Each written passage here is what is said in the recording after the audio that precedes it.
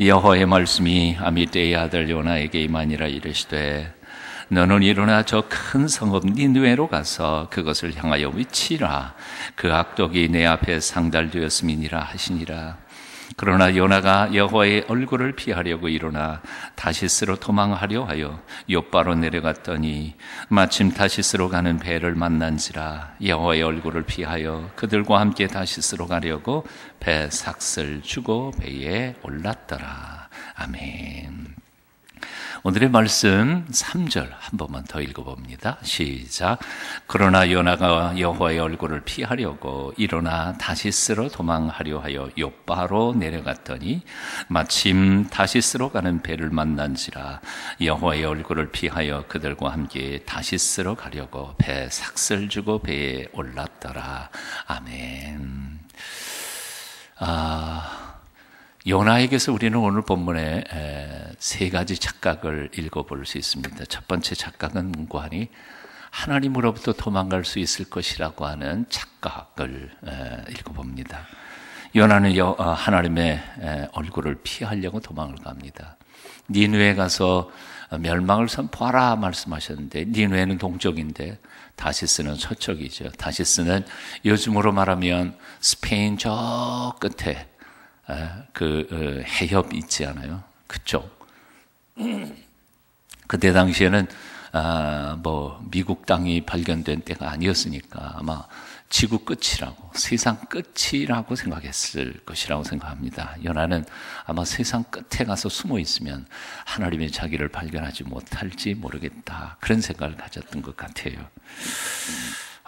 그러나 이 생각이 얼마나 허망한 생각입니까? 하나님의 얼굴을 피하여라는 말이 오늘 3절에 한 절에 두 번이나 등장하죠. 보세요. 요나가 여호와의 얼굴을 피하려고 쭉 내려가다가 끝부분에 여호와의 얼굴을 피하여라고 말하고 있습니다. 하나님의 얼굴을 세상에 참 웃기는 아이가 누군지 아세요? 예, 무서운 게 있으면 눈 다 감고 감으면 없어지나요? 예, 눈앞에 있는 게 감으면 없어질 리가 없어요. 제일 웃기는 게 뭐예요? 무서우면 강아지가 저기 밑에 들어가서 엉덩이는 뒤에다 내놓고 얼굴만 파묻어 놓은 거, 그처럼 웃기는 게 어디 있어요? 예. 하나님께서 무소부재하신 분이십니다. 무소부재가 뭐예요? 세상에 안 계신 곳이 없는 것이죠. 하나님이 무소부재하신 분이신데 지구 끝으로 간다고, 숨어 있다고 하나님 못 찾아내시겠습니까? 아담이 에덴 동산에 범죄하고 난 후에 하나님께서 그를 찾으시죠. 아담아, 네가 어디 있느냐? 몰라서 부르시겠어요? 예, 어디 숨어 있는지 다 알고 계시지만 그가 하나님 앞에 나오기를 기다리면서 그를 부르짖고 계셨던 것이죠. 시편 기자는 이렇게 고백합니다. 내가 주의 신을 떠나 어디로 가며 주의 앞에서 어디로 피하리이까? 내가 하늘에 올라갈지라도 거기 계시며 음부에 내 자리를 펼지라도 거기 계시나이다. 호세아를 불러 그 음란한 아내의 고매를 끝까지 추적해서 별로 좋지 않은 곳에 몸 팔아 먹고 사는 그를 찾아가서 돈을 주고는 또다시 사랑한다고 데리고 와서 같이 살라. 참 하나님의 사람에게 하나님께서 명령하신 이 명령이 참 순종하기에 너무 힘든 명령이었을 겁니다. 하나님의 사람은 제일 첫 번째가 순결해야죠. 의로워야죠. 그런데 순결하지 못한 여인을 데리고 한 평생을 살아야 하는 이 멍에는 보통 쓰리고 아픈 일은 없었을 것입니다. 근데 왜 호세아에게 그런 명령을 주셨을까? 이유는 간단하죠. 호세아서 음란한 이스라엘 백성들, 하나님의 백성들, 나는 네가 네 아내를 사랑하는 것처럼 그렇게 죽도록 사랑한단다. 호세아서의 주제는 발언인 겁니다. 추적자의 사랑. 어디로 숨든지 쫓아가서 찾아내서 다시 그를 꿰어내서, 호세아 2장에 보면 너를 회유하여 꿰어내서 아무도 없는 빈들로 가서 세상으로 유혹받을 그 길을 다 막아놓고 너하고 나하고 둘이 살자. 그게 바로 여호와 하나님의 사랑의 표현이죠. 추적하시는 사랑. 하나님은 우리가 어디로 가든지 간에 우리를 추적해서라도 내가 좋아하고 내가 사랑하는 것들을 다 없애버리면서까지라도 나를 사랑하고 내게 은혜를 부어주시기를 원하시는 분이 하나님이시죠. 믿으십니까? 그 하나님의 추적하는 사랑에서 우리가 어디로 도망가겠습니까? 아무 데도 도망 못 가는 거예요. 시편 기자는 또 이렇게 말하죠. 내가 새벽 날개를 치며 바다 끝에 가서 거할지라도 곧 거기서도 주의 손이 나를 인도하며 주의 오른손이 나를 붙드시나이다. 하나님이 우리를 붙들어 주십니다. 오해하지 마십시오. 그리고 착각하지 마십시오. 우리는 결코 하나님에게서 도망갈 수 없는 존재들입니다. 그렇다고 겁먹지 마세요. 요즘 연예인들 쫓아다니면서 이렇게 찍는 사람들 있잖아요. 그건 누구라 그래요? 파파라치. 근데 이 파파라치는 자기 이익을 위해서 연예인들을 쫓아다니죠. 한 장 찍으면 백만 달러 어쩌고 그러지만 하나님은 그런 분이 아니라 자기 이익을 위해서가 아니라 바로 나를 살리기 위하여 내게 진정한 영생과 생명을 주시기 위하여 당신이 가지고 계시는 아름다운 것들, 귀한 것들, 소중한 것들을 내게 부어주시기 위해서 우리를 쫓아다니시는 거죠. 마치 세상을 방황하고 있는 아이를 뒤쫓아서 추적해서 찾아내는 친정 어머니의 모습처럼 말이죠. 첫 번째, 요나가 누구라고요? 자꾸 잊어먹을까봐 반복하는 거예요. 요나가 누구라고요? 요놈의 나입니다. 요놈의 나가 자꾸 주님을 피해서 주님 도망가서 살 수 있을 것이라고 착각하는 이 착각을 버려야 하겠습니다. 두 번째 착각이 있습니다. 사명을 버리고도 행복할 수 있으리라는 착각이었습니다. 아까도 말씀드렸지만 요나는 동편에 있는 니느웨에 가서 말씀을 전하라 그랬는데 요나는 거꾸로 서편으로 정반대로 도망가 버리고 맙니다. 다시스 지구의 끝으로 도망가면 될 것이라고 생각했습니다. 왜요? 자기 사명이 싫으니까요. 하나님이 주신 사명 감당하기 싫으니까요. 그 사명만 벗어버리면 자기가 자유할 것이라고 착각했으니까요. 사명을 버리면 진정한 자기는 행복해지고 의미 있는 인생을 살아갈 수 있을 것이라고 생각했으니까요. 그게 착각인 거죠. 여러분 이 비유가 참 어떨까 모르겠습니다만 독수리가 날기 위해서 존재하는 거지 걷기 위해서 존재하는 건 아니잖아요. 그렇죠?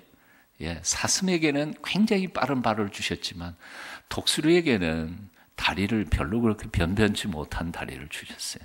이유가 뭐예요? 독수리는 날아다니는 존재이니까요.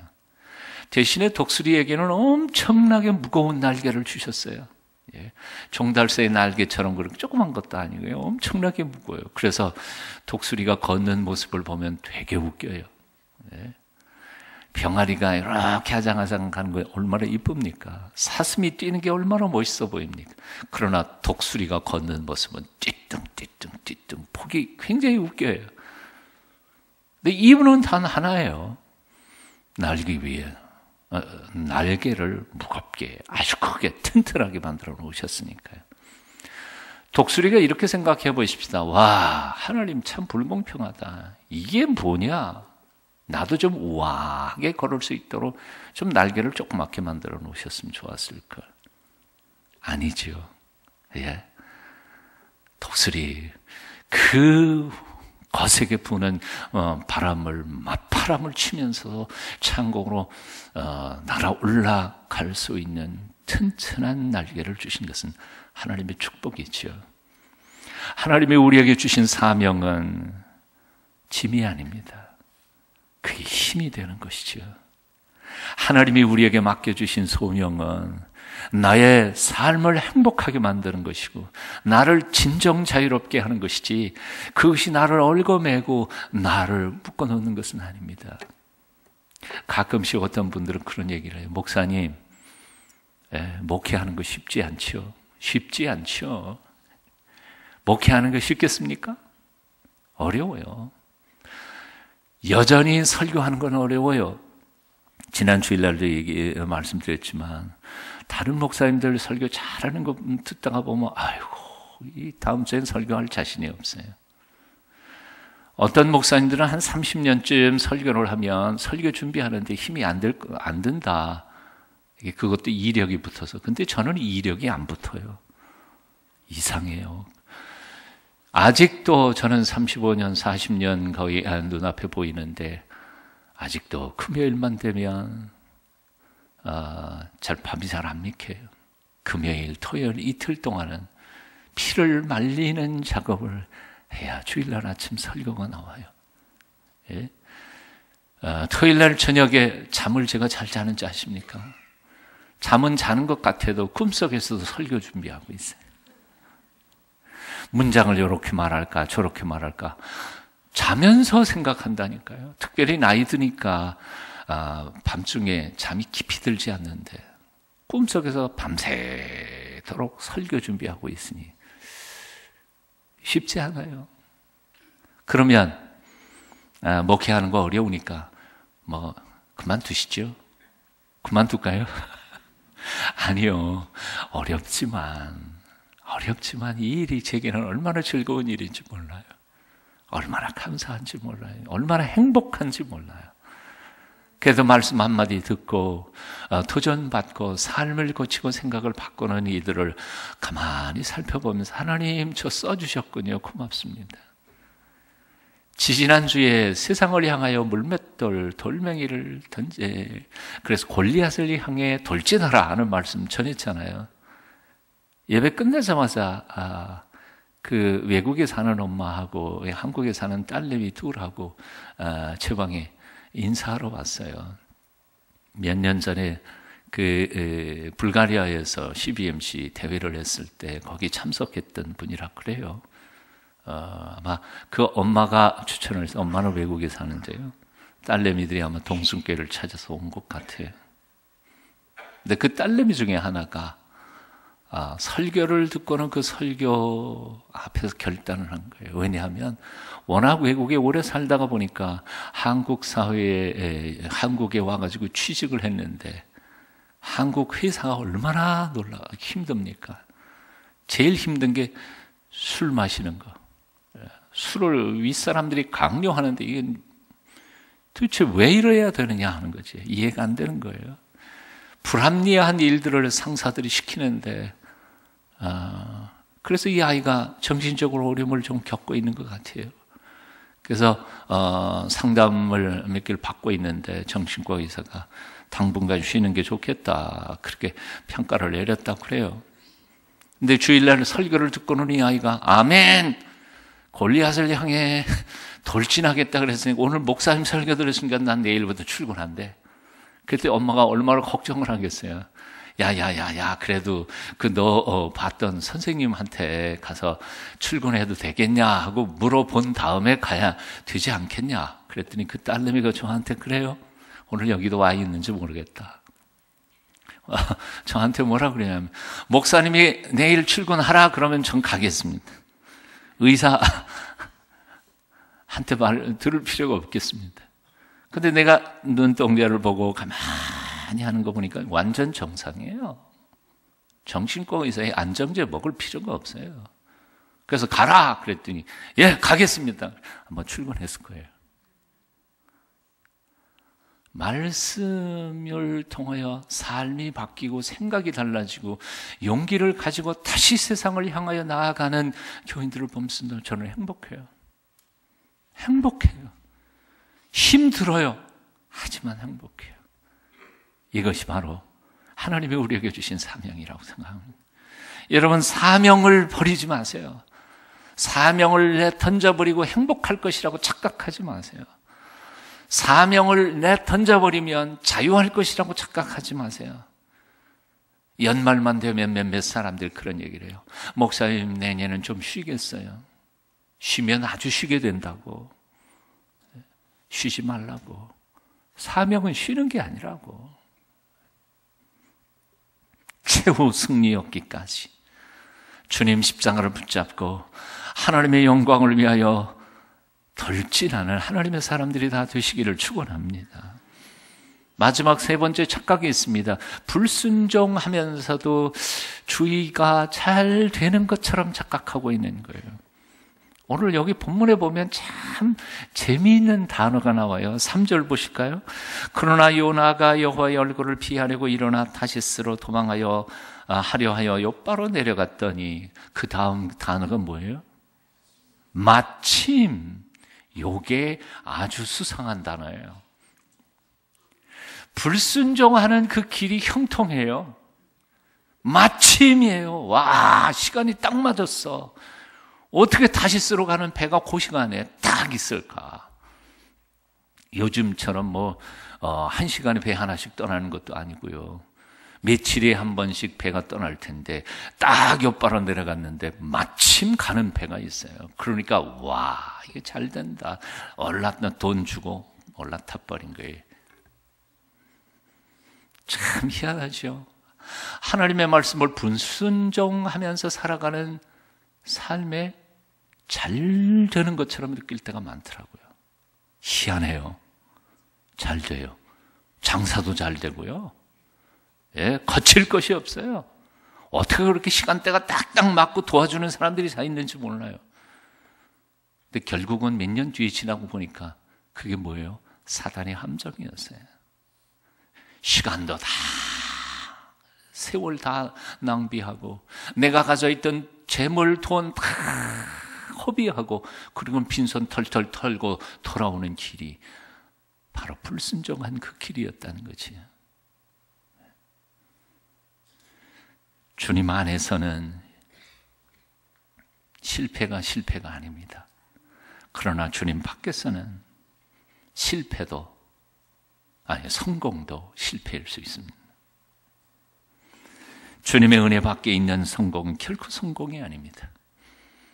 그런 성공은 오래 갈 수도 없고, 마침 잘 되는 것 같지만 진정한 삶의 의미와 행복을 경험할 수 없습니다.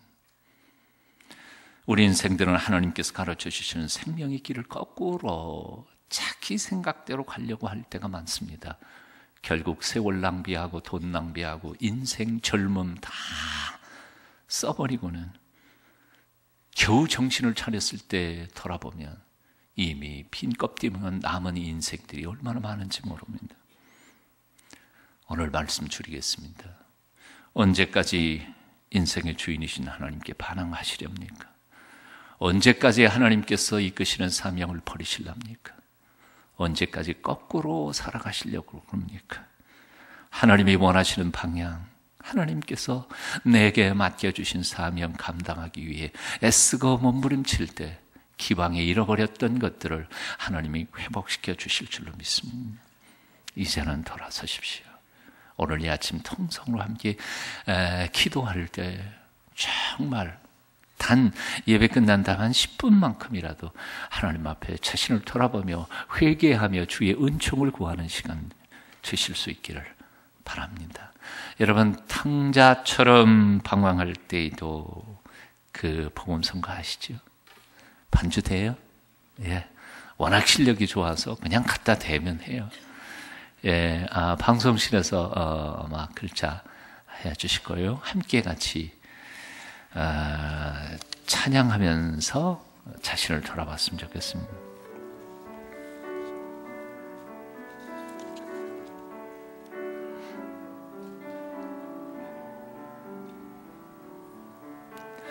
창자처럼 방황할 때도 애타게 기다리는 부드러운 주님의 음성이 내 마음을 녹이시네. 오 주님, 나 이제 갑니다. 날 받아주소서.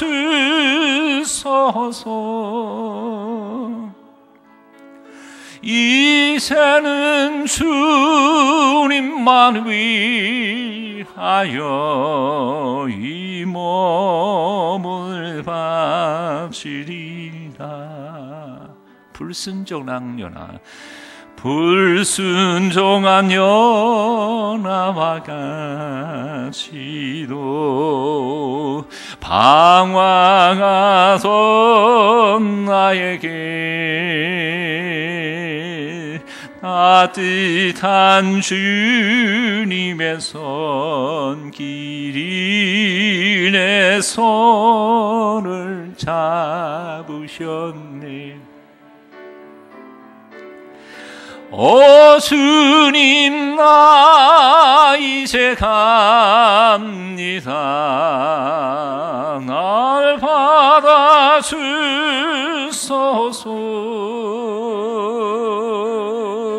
이제는 주님만 위하여 이 생명 마치리라. 음탕한 저 고멜과 같이도 방황하던 나에게 너그런 주 용서가 내 마음을 녹이셨네. 오 주님, 나 이제 갑니다. 날 받아주소서.